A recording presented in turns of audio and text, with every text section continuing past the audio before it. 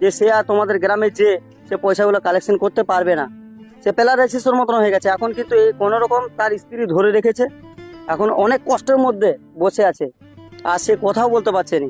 যদি কথা বলতে পারতো হয়তো গ্রামগুলো আমি আরো ভালো করে জিজ্ঞাসা করতে পারতাম। তো তোমরা দেখে চিনতে পারবে, তো অবশ্যই তোমরা কিন্তু সেই টাকাগুলো দিয়ে দিবে। আর আরেকটা কথা, এমন এমন ভিডিওটা বেশি করে শেয়ার করো যেমন এমন কোনো মহান ব্যক্তির এখানে পৌঁছে যায় যেন এই পরিবারে এসে দাঁড়াতে পারে। তার ঘরের অবস্থা দেখো, মানে এই পেছুতে দেখতে পাচ্ছ এটাই ঘর, এইটাই ঘর।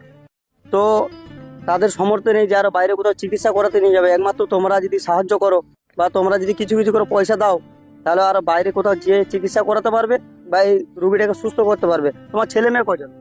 দুটো ছেলে একটা মেয়ে। দুটা ছেলে একটা মেয়ে, ছোট ছোট। হুম। তাহলে তোমার পরিবার এখন রোজগার করার মতো লোকও নেই। কেউ নাই। তাহলে এখন এই মুহূর্তে সংসার কিভাবে চলছে? ওই যে দিচ্ছে কম।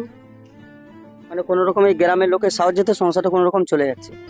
তো বন্ধুরা দেখতে পাচ্ছ যে তার ফ্যামিলিতে একমাত্র রোজগার করার মতো আমাদের ভাইজানই ছিল। এখন কিন্তু তার ফ্যামিলিতে রোজগার করার মতো কেউ নাই। তো তোমরা যদি সকালে আগিয়ে আসো, এই পেশেন্টটাকে সুস্থ করতে পারলে তার পরিবারে দুটা তিনটা সন্তান আছে, সেই সন্তানগুলোর মুখে ভাত তুলে দিতে পারবে। তো পেশেন্টের খুবই অসুবিধা হচ্ছে, মানে বসে থাকতে পারছে না। তো সকলে যদি চিনতে পারো, এই পেশেন্টটাকে যদি দেখে চিনতে পারো, অবশ্যই তার কাছে যদি কিছু জিনিস নিয়ে থাকো, সাবান টাবানের ব্যবসা করতো, সাবানগুলির ব্যবসা করতো, তোমরা যদি নিয়ে থাকো অবশ্যই সেই নাম্বারে ফোন করে আর এই পেশেন্টটার মানে সঠিকটা জেনে তোমরা কিন্তু ওই স্ক্যানারের মধ্যে পয়সাটা দিয়ে দিবে। তোমাদের এখানে ফোনপে নাম্বার বা স্ক্যানার তোমাদের আছে তো? হ্যাঁ, আমার ছোট দাওরা আছে। আচ্ছা, সেই নাম্বারটা আমি তোমাদের এখানের মধ্যে তুলে ধরবো বা স্ক্রিনের মধ্যে স্ক্যানারটা দিয়ে দেবো। তো তোমরা সকলে কিন্তু এই পেশেন্টের পয়সাটা দিয়ে দিবে, কেননা যেমন চিকিৎসা করতে পারে, অনেক টাকা ঋণী আছে বা অনেক টাকা বাকি দিয়েছে।